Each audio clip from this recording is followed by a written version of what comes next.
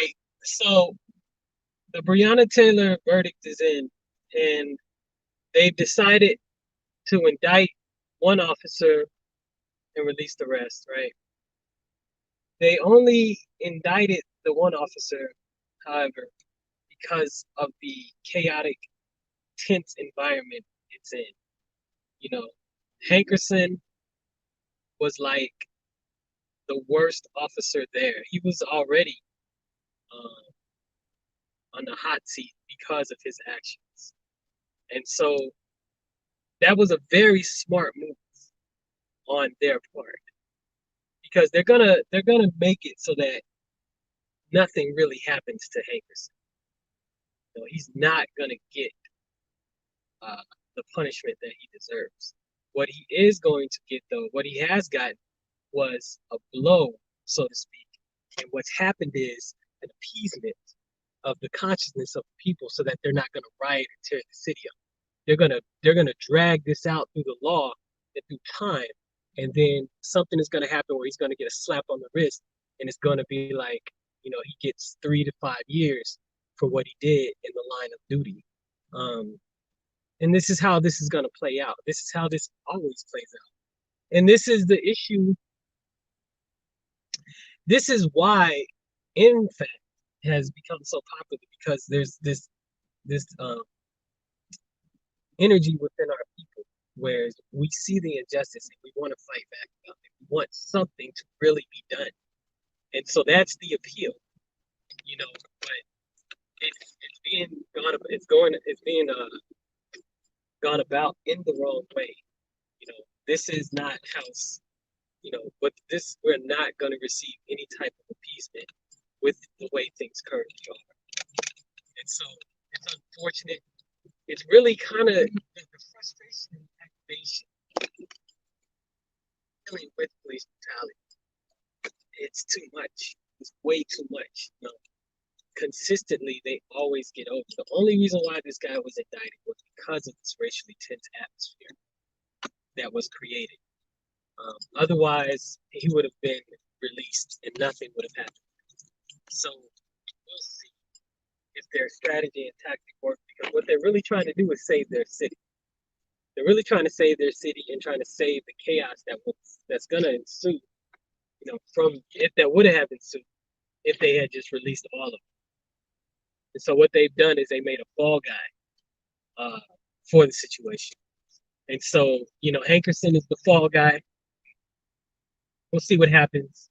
With the way that the district attorney worded his conversation, you can tell that he's not really going to pursue justice, so to speak. He's acting like police brutality in Kentucky is different than police brutality in Missouri. It's not. It's the same thing. When he said that there's going to try to be influencers, there's going to be people coming down to tell us how we live in Kentucky and tell us how we should feel about our state. Bro, the same thing you feel about police brutality in Kentucky is the same thing we feel about police brutality in Seattle, Washington. It's the same thing we feel about police brutality in Kansas City, Missouri. It is an unjust action of an authority figure on the people that they serve. It's not anything different. There's no difference between the way a Kentucky person experiences death and the way a person in Seattle experiences the death of a loved one. It's all the same. You know what I'm saying? And it's all the same system that justifies and hides the fact that these cops are able to take us out with no repercussions and no ramifications with the law.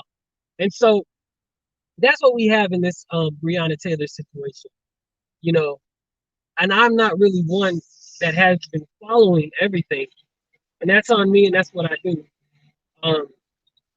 But it's primarily because of this aggravation that happens, and so we just have to see the what to do. The Black Lives Matter protesters, they are achieving some results. Just have to push. I guess we have to push harder. We have to push further on what to do. It's really a sad situation. Yeah, it's definitely all the same. Peace, Lene. How's it going? And it's so frustrating to see. You know what I'm saying? The one thing that I find, it's not even I find interesting. Like, you automatically know this, that even with all of the social tension and the social pressure that's on the system will not change. The system will not budge. The system will not give people of African descent justice. And we just keep getting played on everybody's side. Like Black Lives Matter, they received millions of dollars to do all these protests and to sustain all of these movements and these organizers and these people, and they're out here doing nothing. I mean, white people are getting paid to be organizers for black intentions, and nothing is happening. It's all kind of like this big production show. It's really sad. And now we got the military side of the situation also being a damn show.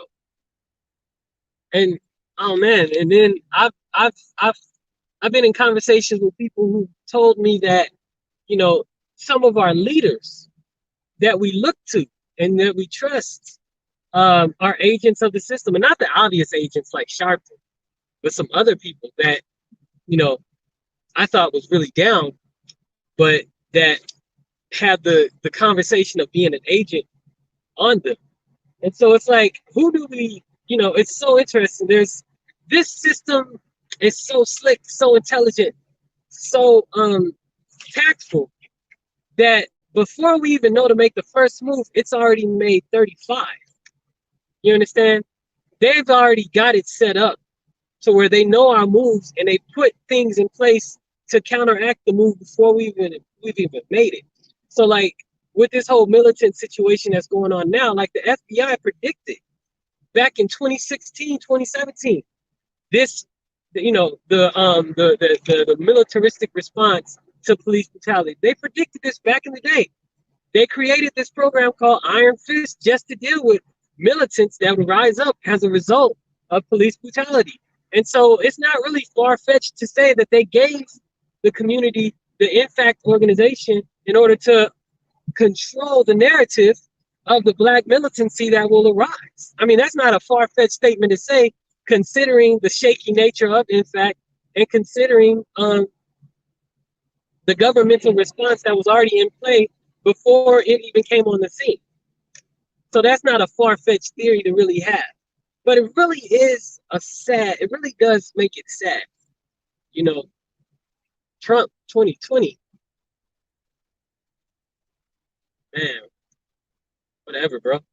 Um, it really does make it a sad thing, you know, that all of these systems are in place and that people are really uh, analyzing the response of the black community to the system that we're in, and then um, trying to manipulate the emotions, and the actions of the community in order to influence, the society. I mean, but we already know that's going on. I mean, we can see, political moves